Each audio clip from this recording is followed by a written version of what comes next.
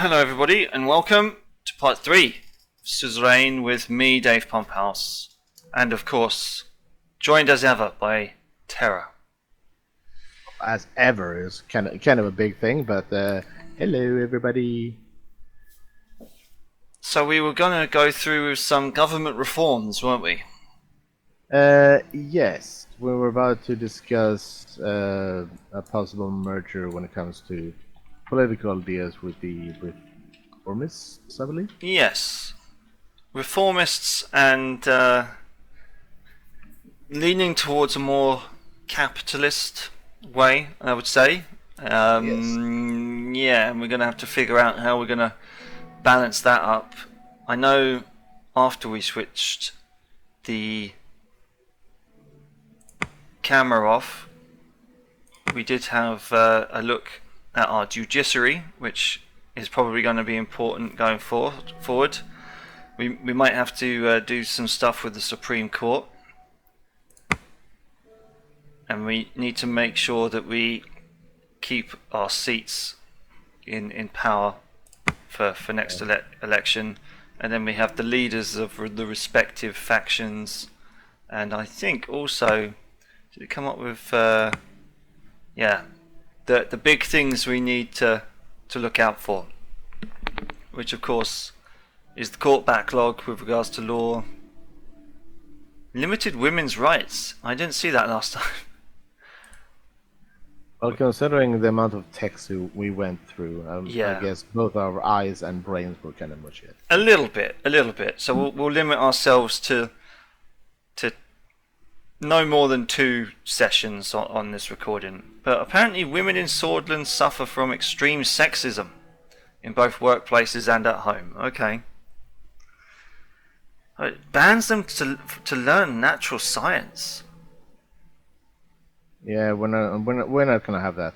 That's one of the things we need to to sort out right away. Yeah, I wonder why the law allows that, but yeah, coming from our position, that would be very strange to have. And of course, it might increase GDP and growth if we allow women to actually be educated. Do you think? Yeah. And we also need to keep in mind that the laws that are in effect now are not put there by us. No. So we need to go through some big reforms. Oh yes. So yeah, we've got weak transportation links. We have an unemployment crisis. Tax evasion. Oh dear. Decreased trade volume. Bergia. That's one of our. That's the one. Is that the one up north? I think so. That's England. Seems like Or the is Berge one of the cities, perhaps? Oxford, Dyer. I don't know. Bergland. That's where we're from. So that's the county of Bergia. Well, So yeah. We Right. say county to our American viewers. County, state. I mean, yeah, I'd call that a county really, because it's got one major city and a few outlining towns and villages and what have you. Let's have a look at some more stuff.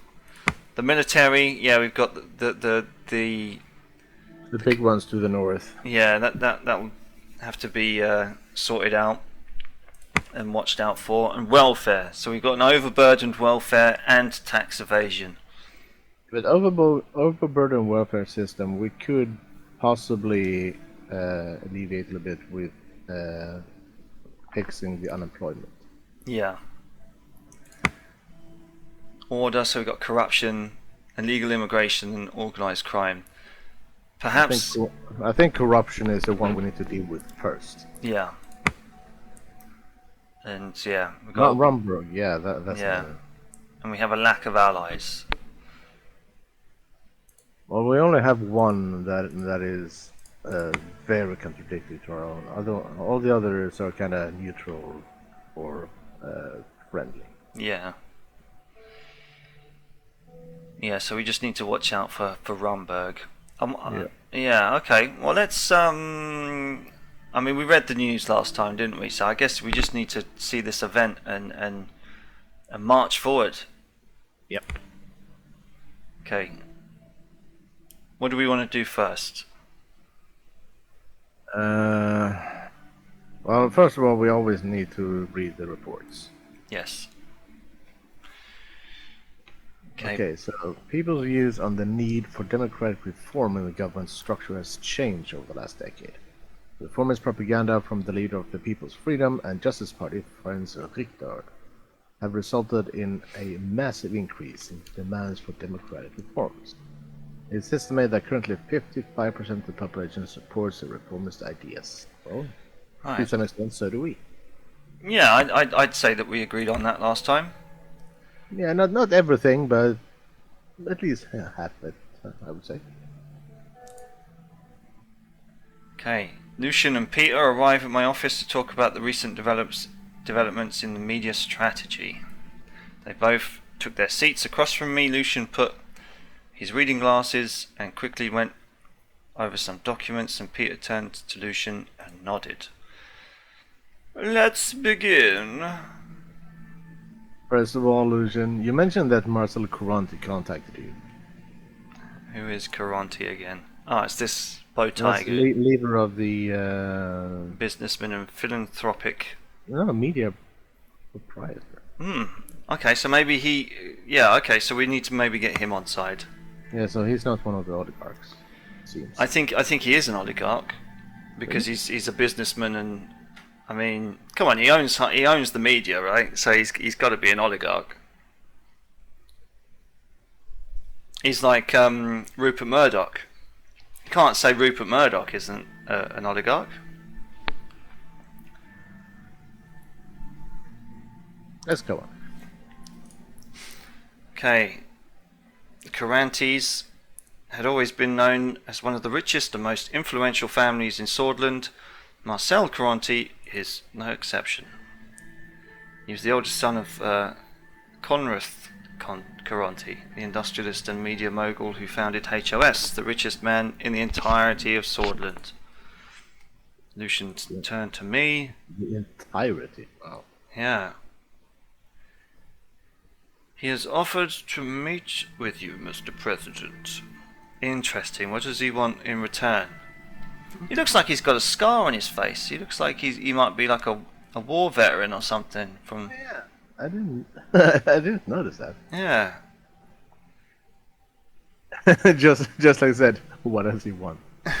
Okay, so he has offered I guess it'll be Marcel then. Yeah, why is Connor sending his son? Okay. Well, I mean, it's like Donald Trump sending his son to do most of the work, right? Yeah, I guess. So why is Connor sending his son? Well, maybe because Conrad is getting old and can't do meetings as good anymore. That's true. Let's just say, what does he want? Yeah. After the passing of his father, may he rest in peace, Marcel aims to become the next CEO of HOS conglomerate. He mentioned a productive collaboration. Tax credits. Most likely something along those lines, yeah. Yeah, I can print whatever I like, including boobies on page 3. They are a powerful and influential media conglomerate. To start with, they own the Swordland Today newspaper, the Swordland Broadcasting Corporation. Which means it would be wise to have them by our side. Sorry for interrupting. Productive collaboration. What does that entail? Let's consider our options first. No need to be hasty. I mean, any political party that jumps into bed with the media straight away either has that air of corruption about them, because it looks like they're trying to buy the media so they don't talk about them, or somewhere along the line the media turns on them and bites them in the arse and there's nothing they can do. Yeah, and that train of thought. I would say we need to look at our options before we do anything. We can. I'm thinking in the lines of your train of thought there that we might need to locate an exit door in case we need one. Yeah. There's no need to be hasty. Yeah, let's consider our options first. So, Lucian agrees that we need to be careful. But let's not get ahead of ourselves. First, we need to determine our general approach to the media. I'm no media expert, but Lucia made some very interesting arguments at the preparation of meeting today. There are two ways that we can approach the media. One of them is by influencing it, which has clear advantages. The other one is keeping it independent. Well, thing is, freedom of the press is its own reward, right? Yeah, independent, definitely. Yeah, I'm gonna go that. Ideally, yes, but an unpopular leader will not be able to pass even the easiest reforms. It is of the utmost importance to maintain public popularity and avoid any damaging scandals or mistakes. I must stress one thing, Mr. President. The more people we have supporting our agenda, the more we can accomplish. With someone on our side in an influential media organization, we can do this very easily. Okay, Lucian, although he speaks the truth, independence to say what they like is their own reward.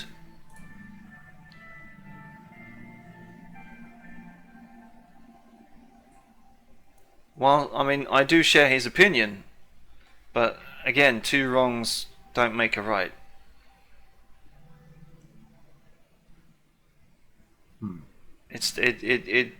What he's suggesting is borderline corruption here. Yeah, borderline control, something. Yeah.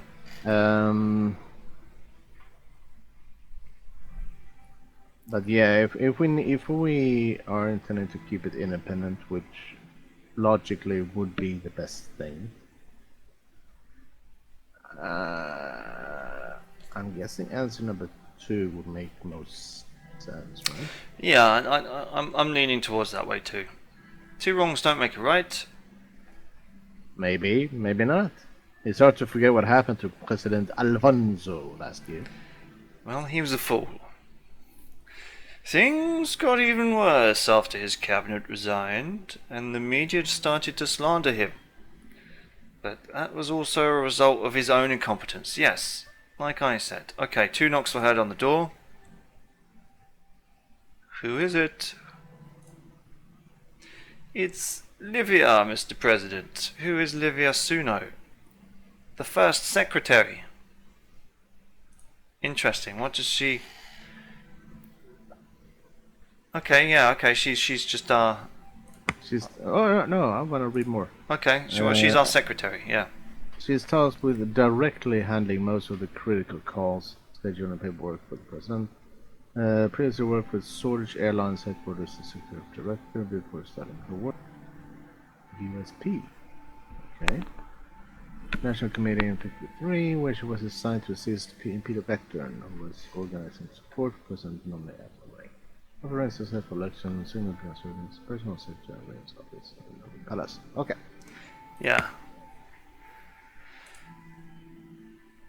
My new secretary entered the office.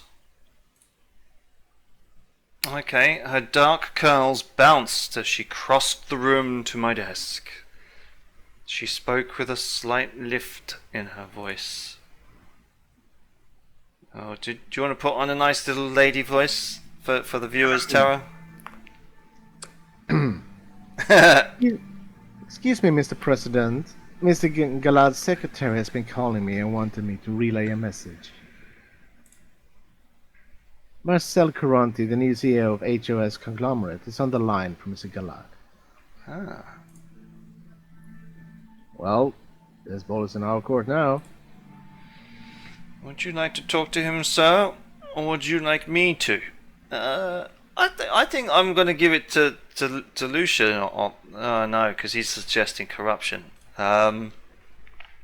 not straight out corruption. Mm, but Uh, he's suggesting that we control the press in some regard. yeah. Um, The freedom to criticize and the freedom to post cartoons that may not be so flattering in the newspaper is important. yeah. So I guess we need to talk to him. Yeah, I was about to say that. I'd say we talk to him ourselves. Yeah. Right away, sir. Connecting the call to line 1. You got to pinch your nose and do it as well. No, I don't see her as a nasal voice. Okay, she left the room and the phone started ringing. We're going to pick up the phone.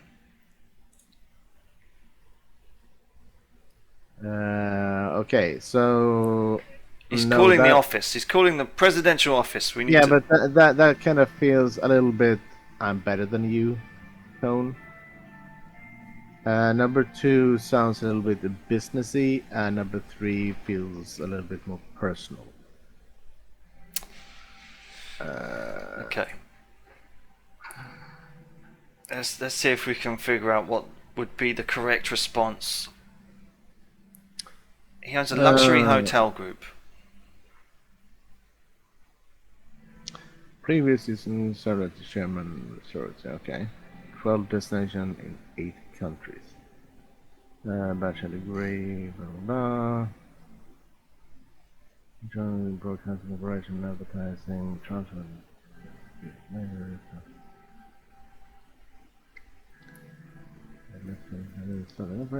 Advertising. Okay, so that text doesn't give us very much to go on regarding.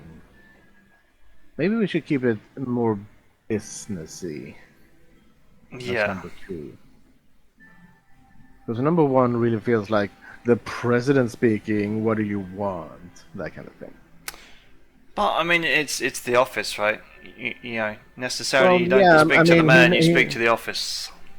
Yeah, but I mean, once he gets connected, there's only one person who can pick up the phone, so it doesn't really make sense to say the president speaking. Yeah, that's okay. Fair enough. Ooh, the pleasure is all mine, he says. Okay. I know your time is valuable. I will not waste any of it. I was just elected CEO of HOS. Surprise, surprise. My strategy in the running of this conglomerate will be different than my father's approach.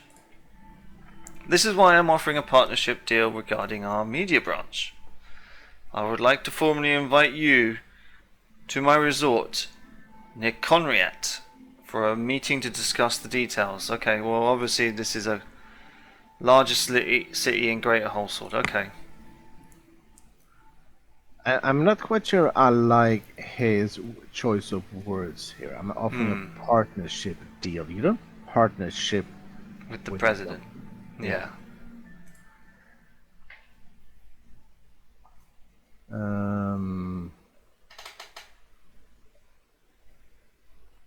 I would say number 1. Let's tread carefully here.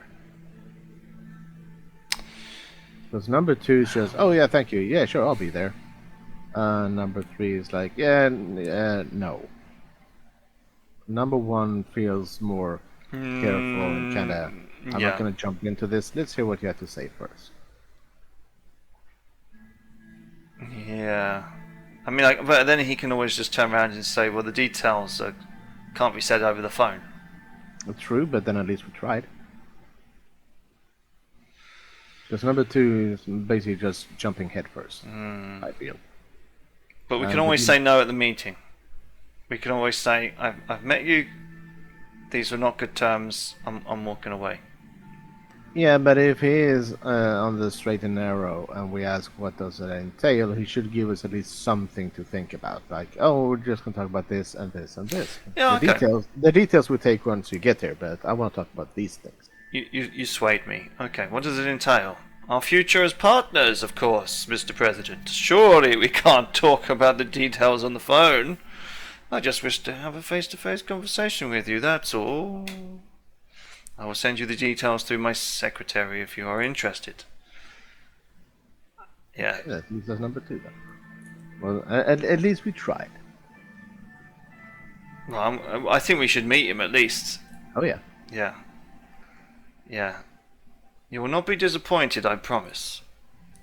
Well then, I will let you return to your packed schedule. See you later, Mr. President. See you later, Mr. Cohen. I kind of have a feeling that since he wants to invite us to somewhere, he's gonna try and set up some sort of blackmail situation. Yeah, I mean that's always a problem. Yeah, that's kind of the feeling I get. It's gonna be Epstein's Island, isn't it? All over again. Well,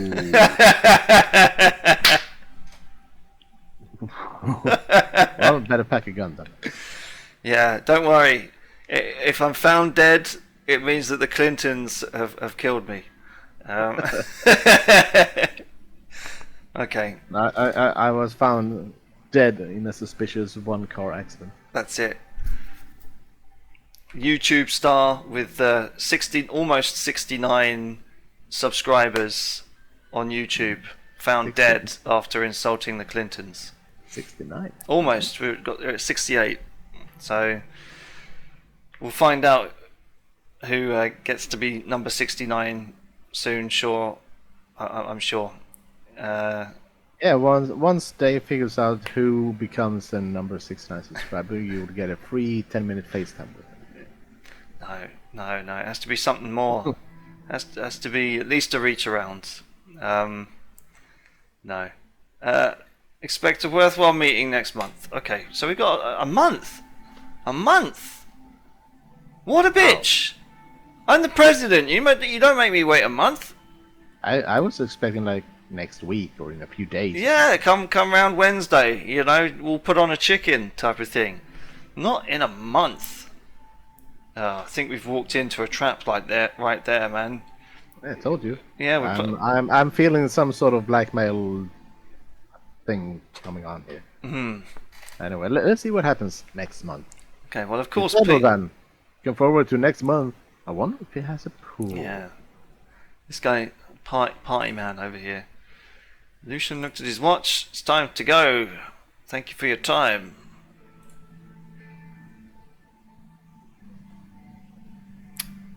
See you soon, gentlemen. No, number 1, because I feel we kind of need to show appreciation for the hard work. No, because he hasn't done anything yet. He's set up a meeting. I still, I would go with number 1 at least to show my appreciation for people working for me, even though it might not be a big thing.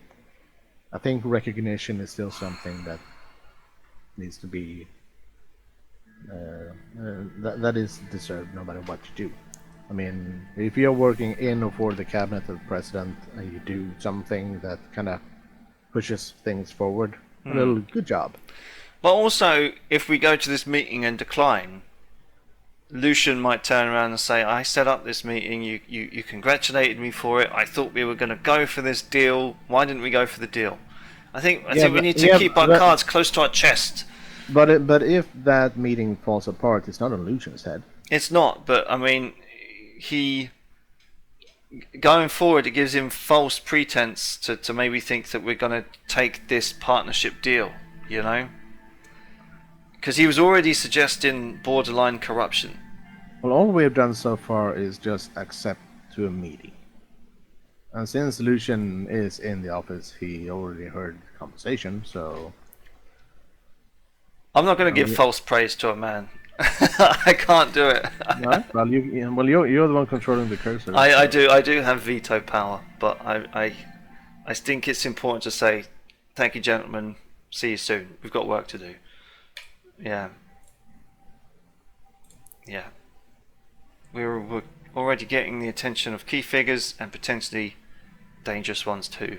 Yeah. Okay, so that was number 2, correct, in our to-do list? I believe so. We don't have any other markers anywhere on the I map? don't think so. No? Okay. Maybe if we click on there. No. Oh, the markers would be like the ones. Yeah, yeah. I'm just double checking. I mean, I it's good to be on the safe side. Well, wake me up when you're done. Then. Journal. Turn 1. Okay. So we've got a journal, so at least we can remember what we've done this time. Yeah, and we got a codex entry as well for yeah. Incoranti.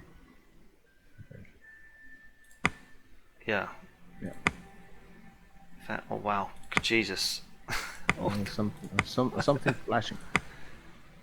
Organizations, corporations, HOS. Heart of Swordland, brought to you by the something Umbrella Corporation. yeah. By the Caranti family. Yeah, okay. God, yeah. A lot of text. A lot of text, yeah. Let's read the news. It looks like we might have moved forward somewhat in time. Swordland today. Conrath Caranti passed away. Oh my goodness. Yeah, people looked up to Conrath Caranti as a key figure of success, respect and wealth. After his immediate passing, his son, Marcel, took over his title as CEO of the Heart of Swordland conglomerate. Oops. That kind of, in a way, for me, raises a red flag. Like, a little bit. What did he die of? Yeah. Did he die of natural causes or something else? A abrupt pillow to the face, I would say. Possibly. Quite possibly. The whole Sword Elite gathers for a lavish state ball. Many citizens in the country are uncertain about their own future, but the state has no problems in wasting taxpayers' money right from the start. We demand that these traditions of wastefulness will become a thing of the past as the president settles in. The team here at the Radical will keep fighting for a better, more equal tomorrow for all. And geopolitical. Okay. As the Reign administration starts its first term, there is a question in all of our heads. What will be the regional international trade policy? Due to the strategic geopolitical location of Swordland, historically, Agnolia and Welland have been natural trading partners depending on the direction of Reign. Depending on the direction of the Reign administration, we think it is likely that a new trade deal will be brokered with at least one of these partners in the near term. All in all, regardless of which trading partners the administration decides to go with, one thing is for sure: regional trade will boost the ailing economy. The real question is, what does Valgsland and Lesbia think about Swordland? What do they think of Swordland?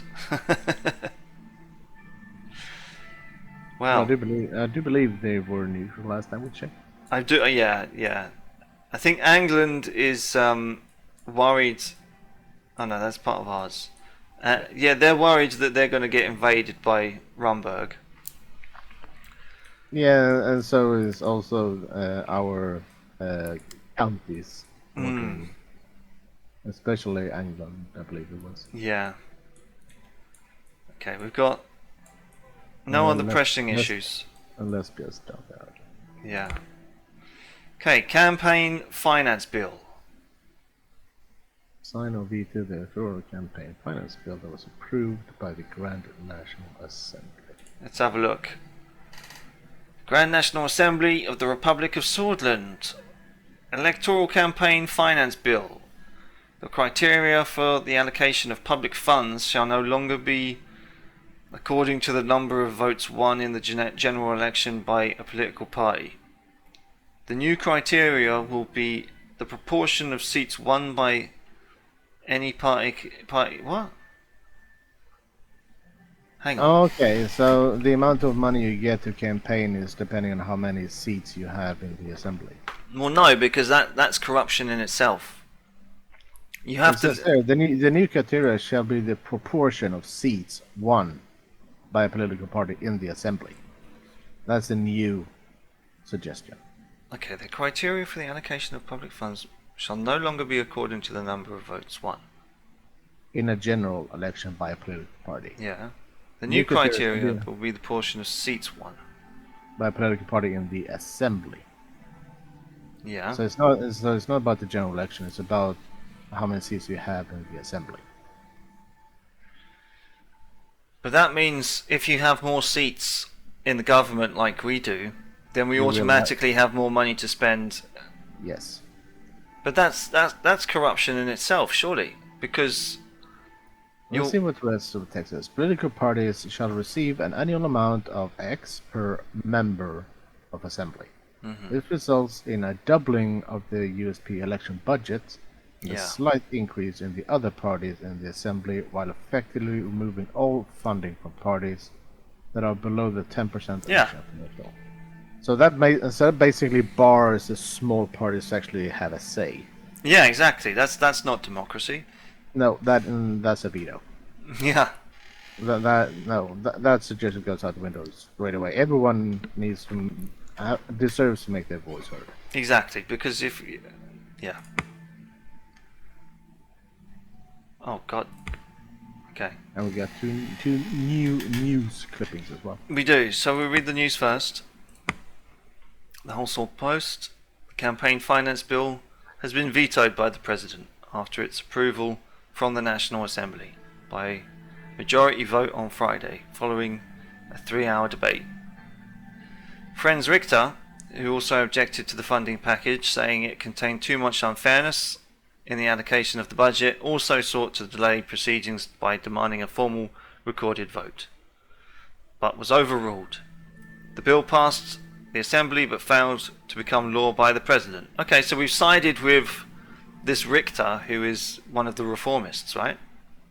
He's leader of the Reformist Party. Yes. I believe, yeah. Yeah, People's Freedom and Justice Party. Yeah. That seems fair. Let's see what the radical has come and said. Unfair campaign finance bill is crushed. A new bill that further expands on the unfairness of our electoral system has been approved by the National Assembly and was later vetoed by President Rain. Rain deserves credit for crushing the undemocratic proposal, even though it came from his own party and would have benefited himself. The bill sought to change the rules of eligibility of public funds. We know that. The insane proposal would have resulted in the governing United Swordsland Party share of funds to double. Yeah. Luckily, President Rain showed what he can go against his own party when it needs to be done. We did. We actually got praise from the radical. We did, but I mean, praise from the communist paper? I don't know. It's not what I mean. We did the right thing, I think, but we may have gained communist support. Maybe. Okay, party committee report. Yeah. Okay, we should always read the report first. Okay, so the Reform Committee reports that any potential change to the Constitution in the direction of the reformers will likely result in strong opposition from the NFP. The members of Assembly in support of such direction seems to be in great numbers and possibly make up a majority of the GNA, while most members of the USP seem reluctant about supporting such changes. Current economic situation. Okay. Simon Hall, Gus Manger, and Lilius Graf are about to arrive at the White Room for our scheduled economy meeting. This was the room in the Maroon Palace where all important meetings were held. Okay. She kind of looks like a dark-haired Thatcher. She has a bit of a Thatcher vibe to her, yeah. Yeah. 2 assistants arrived first, carrying a heavy projector. They stood with it by the door, waiting for the ministers to enter.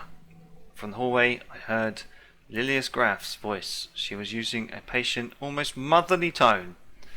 She often took in heated arguments. Yeah, that does sound a little bit like Margaret Thatcher. She was a little bit condescending and motherly. Gus, do you really think that such an economically advanced area is more in need of investment than England?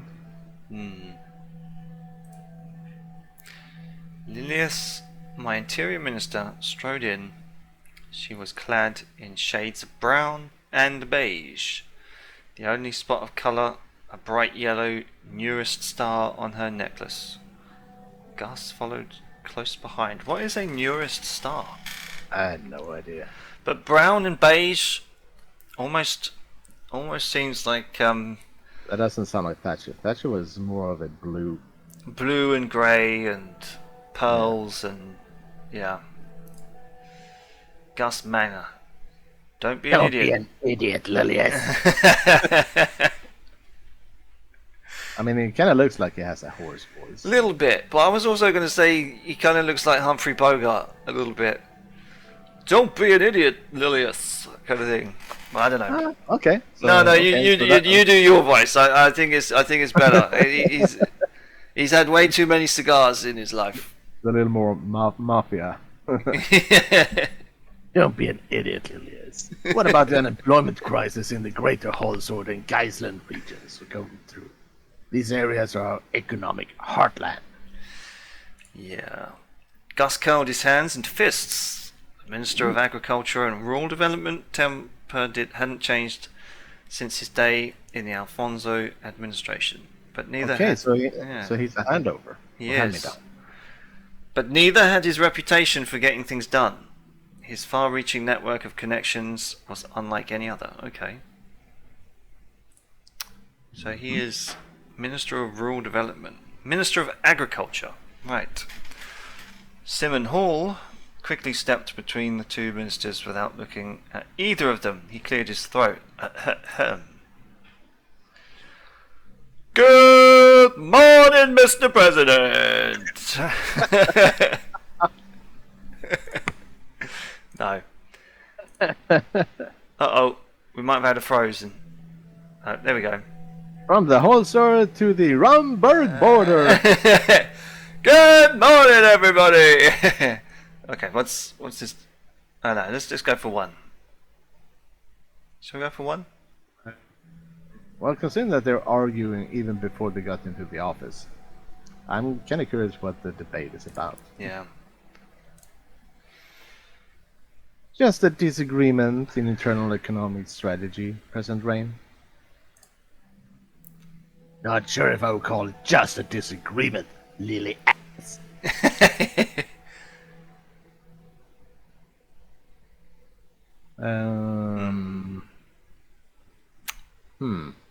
Let's just no time Yeah. to fight now. Just give me the presentation. We'll sort it out after. Because two, three kind of indicates a little preferential treatment. Yeah.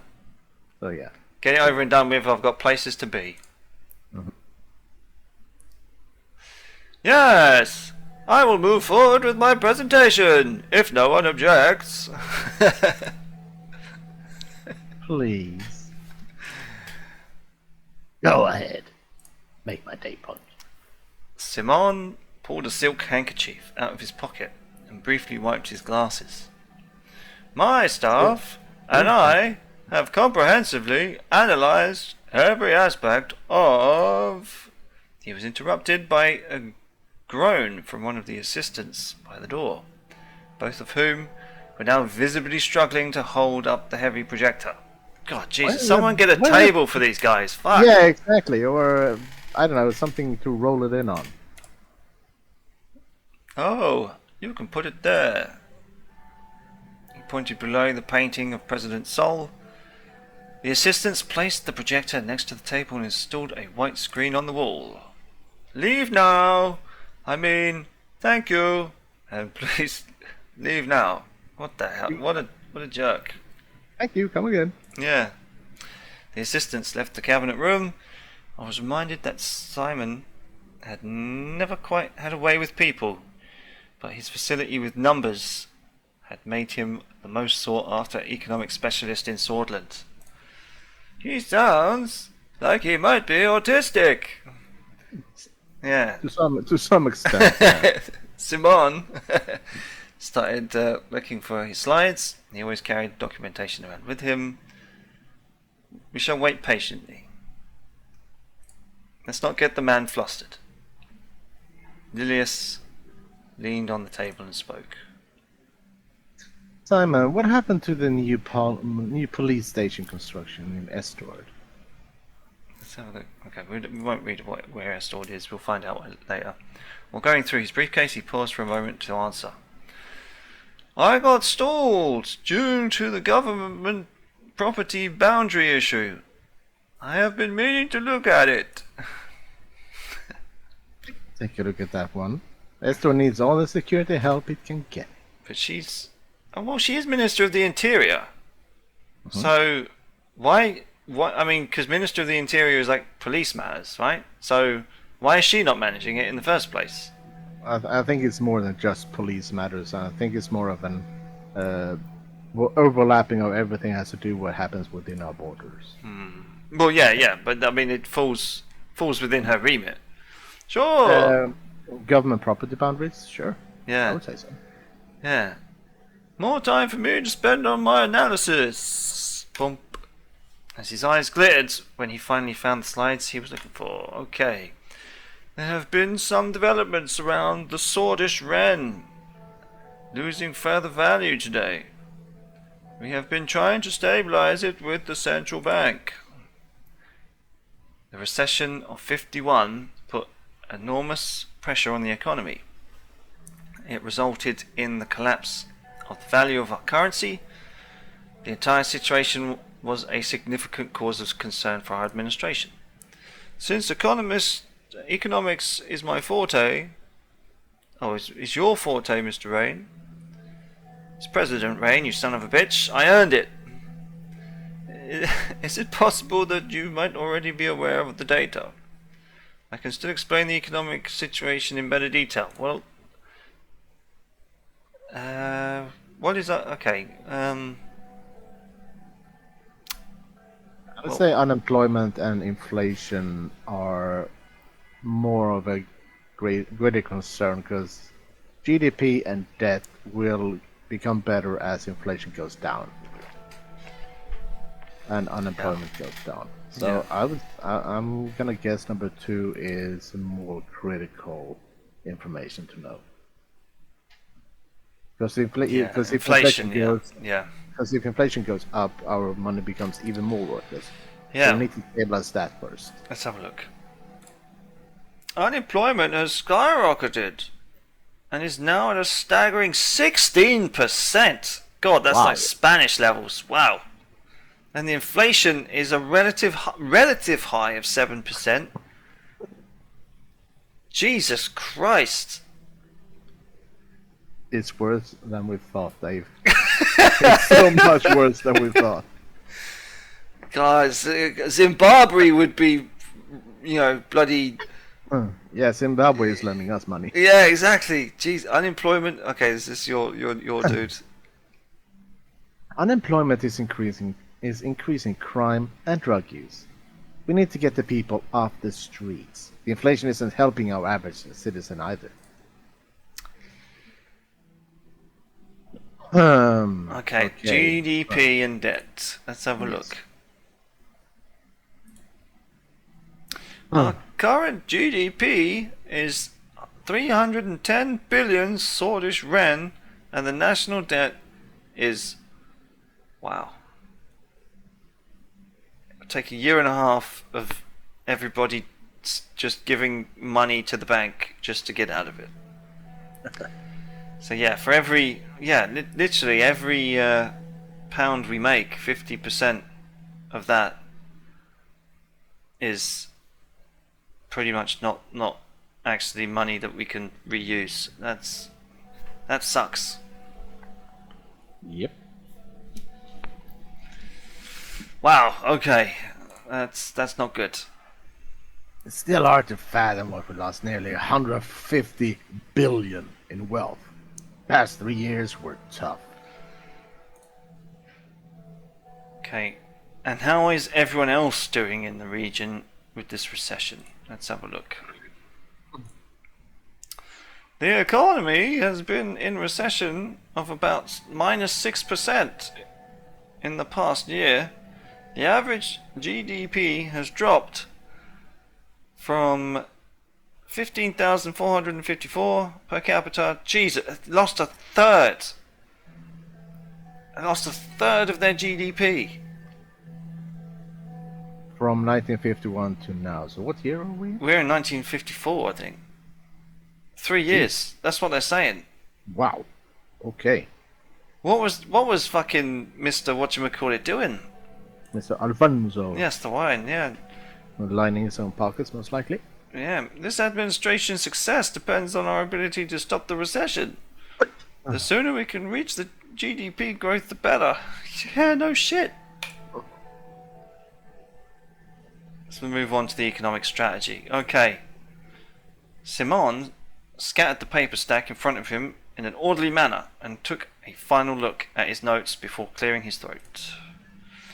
As you can see, the situation is alarming, but not everything is negative.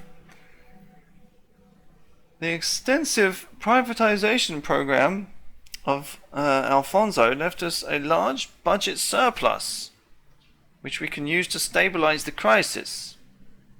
The primary subject we need to settle on is what general path we will take in the long term.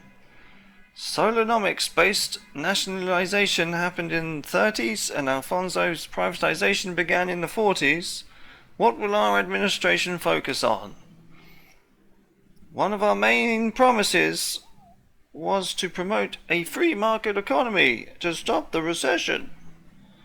To be frank, I believe it is the only way out of this recession. I still do not support it. Why promote the private sector when we have qualified state-owned enterprises? So I was going to get to that because she's wearing brown and very kind of, shall we say, Go by the communist, color of yeah, clothing. communist colours. Very practical. Because a lack of competition has made them inefficient. Exactly. Well done, Gus. Okay. We already made this decision when we made it. Yeah, humanity is in the 20th century. Yeah, it's the rule of supply and demand. We have to go capitalist leaning. Yep. Yeah. There's a reason why every other sort of economics has failed during the years, but capitalism is still thriving. Well, that's because it's more in tune with human behavior. Yeah, and also more adaptable to unforeseen situations. That's it. But it does suffer from shocks every now and then, which is yeah, it's a real arse ache. But we have to go with capitalism. Agreed. Look at how quickly Lesbia and Acacia have increased their prosperity by embracing these basic principles. Okay, so maybe we need to suck off the teat of Lesbia. Okay. Solar has the potential to do so as well. Why don't we take our potential seriously? Integration heavily on the market economy would work if we had extensive means of production. Our industry is lacking. Then we need investment. The structural problems of solonomics were going to lead to recession according to the predictions at the time anyway. Either way, even if we pick one of the doctrines, we retain the option to make the economic choices on a case-by-case basis. That is, however, not recommended in my point of view. The last thing we need is a chaotic economic plan.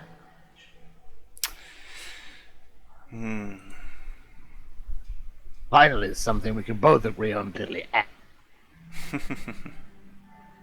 There is another important point which has a direct impact on our economy. Superpowers. We have done well not aligning ourselves with any of them. Economically speaking, an isolationist policy overall could only work if we were to reap the benefits of both spheres and their rivalry. This is very dangerous to attempt, but still possible. We must be very cautious. There are schemes being devised about Swordland. We cannot give in to their wants now or in the future. Otherwise, our country will turn into a pawn.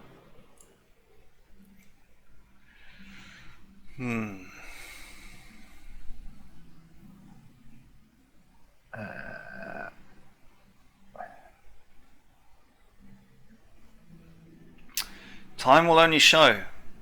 Yeah, I'm thinking either 1 or 4. But 4 feels the more natural. Well, again, saying that though, right? Ministers love to leak shit to the press all the time. So 4 seems like I don't have a plan. We'll just sit back and hope for the best. Yeah, as time will show. Time will show. Because the first one is more we are gonna go isolationist. Yeah. Oh, that's it. Number 2 is Saul's fucking and he wanted to align ourselves with someone, I think. I think that's the capitalist way of looking at things. Yeah. Or no, Solonomics led to the recession in the first place. So that might also be a bad thing. Yeah. Yeah, let's go. Let's go with number 4. Well, no, because what I was saying is, 4 looks like the policy of sit back and see what happens, and we don't have a plan. Whereas maybe number 1 might be better and say we won't be controlled by other nations, and say we'll assert our own trajectory and sort out our own things, and we will choose where we want to go and align with superpowers. I mean, yeah, but number 4 in a way says that as well. Kind of, but the thing is, it takes the message that who cares? We'll sit back and hope for the best. Well, considering the wording on number 4, staying neutral and see if it will work out, is like, okay, so we're neutral now, but if things change in the future, we might think about it. But number 1 is just will not be controlled by any nations. Well, we won't, because we do want to stay independent. So. Yeah, so that's why number 1, number 4 kind of have the same feel, but number 4 sounds a little bit softer. Softer, but runs the risk of one of these ministers to go into the papers and say he doesn't have a plan, he just wants to see how things pan out. I think number 1 is more in tune with the promises we made in the election and in the speech. We will choose our own destiny. It's for Swordland to put itself up. Yeah, to take control of our own destiny, kind of thing. Yeah. So that's why I think 1 and 4, but I'm kind of torn between them. You do a coin flip. You do a coin flip and tell me which one it is. No, I don't have a coin, but I do have my dice. Okay. 1 to 3, it's number 1. 4 to 6. Number 1 is odds, and number 4 is evens. Okay. Because 1 is odd and 4 is even. Okay. And we get a 3. So we get number 1. Precisely my point. We will stand strong and show an example to the world. Okay. I hope we won't regret this. Let's not get ahead of ourselves. Minister Veshy will be in charge of informing you on those types of foreign policy decisions. We must first decide on our internal economic plan. Simon put forward a legal document outlining the possibilities of both economic doctrines listed. The cabinet members looked at me.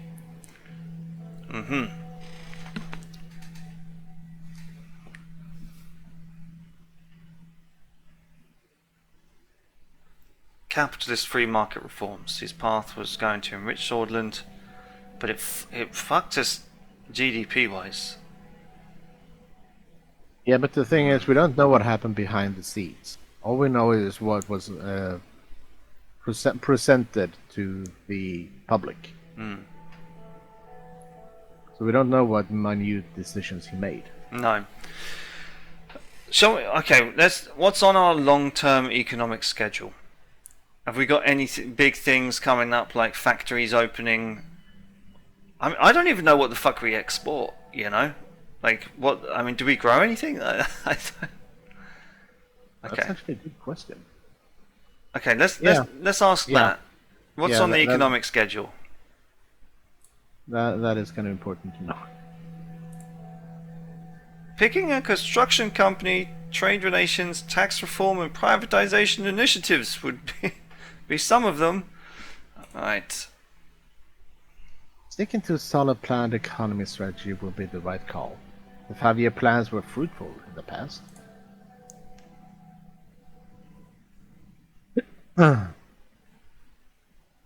Well, we already kind of know that question. It's likely that it would. Yeah, but I think it would also be kind of good to know what our advisors think. It will make Arcasia look at our country in a more positive light. They're proponents of the free market economy. Okay. The influence of Arcasia as one of the world economy is extensive. Our economic strategy should be based on internal reasoning, though. Okay. Yeah, let's go for the free market reforms. Yeah. Alfonso was a bit of an ass, but But he actually had some good ideas. yeah. Hopefully, at least. The recession was a direct result of his free market reforms. Well, it will correct itself. History must note that the reason for the recession was because Alfonso was betrayed by his party. Okay, he looks like he could be a loyalist if we That get is into not trouble. true. There was plenty of time for him to do it. If you can't make change happen in 2 years, then you are at fault. Let's move on. What are your final thoughts then, Mr. President? Okay, critical institutions must remain in state control, but we must be fully responsible for delivering services. We should look at opportunities like privatization to create financial resources. A market economy doesn't require much guidance and could help us attract foreign capital. It's hard to fully agree or disagree with these options. Wow, that's like, I don't care, you do what you want.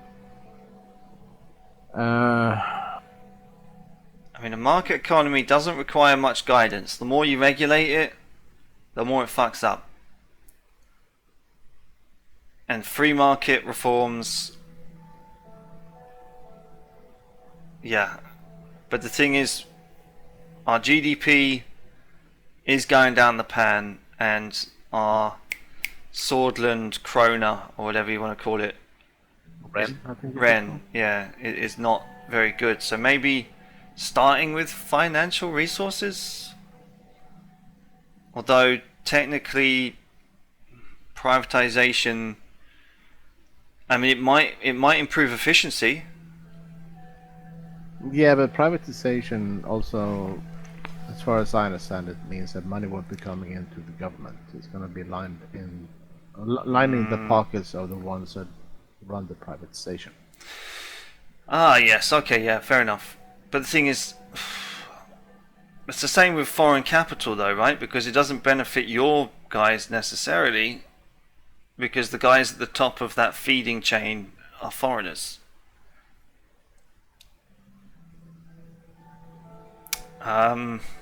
Number one really sounds like a communist idea. It does.